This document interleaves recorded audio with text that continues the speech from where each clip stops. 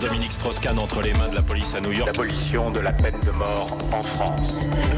On commémore ce week-end le 10e anniversaire de la mort de Václav Havel. Bonjour Pauline Jacot. Bonjour à tous. Václav Havel, c'est l'artisan de la révolution de velours en Tchécoslovaquie. Retour avec vous, Pauline, sur cette grande page d'histoire. Le jour où Prague bascule, c'est en novembre 1989.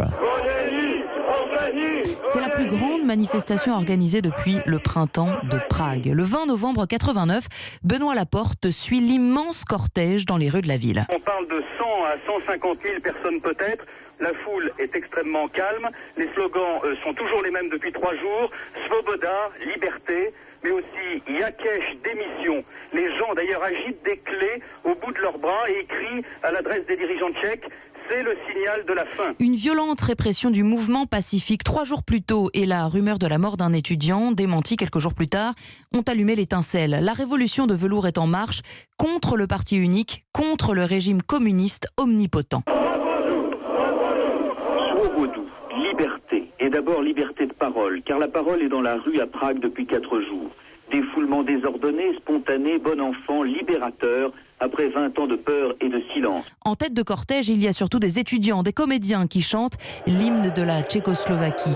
Les universités, les théâtres mènent la révolte. L'opposition politique commence à se structurer. Naît alors le Forum civique. Un homme émerge. C'est la voix de Václav Havel, dramaturge, ancien prisonnier, défenseur des droits de l'homme. Il porte la dissidence, la contestation qui gagne tout le pays. Le 24 novembre, la direction du Parti communiste n'a plus le choix. Les 25 membres démissionnent. Alors pour autant, Pauline, la rue maintient la pression sur le gouvernement. Car plusieurs dirigeants sont toujours en poste. Grève générale 3 jours plus tard, le 27 novembre 89, le pays n'avait jamais connu ça. On a vu notamment des images impressionnantes de Tchekadé, qui est un peu le Billancourt de Prague. Et les 6 usines, 6000 personnes sont presque entièrement arrêtées. La rue devant l'usine est noire de monde. On peut dire que c'est un mouvement qui est un énorme succès. Le Premier ministre et le Président démissionnent à leur tour. Václav Havel est ensuite élu à la tête du pays.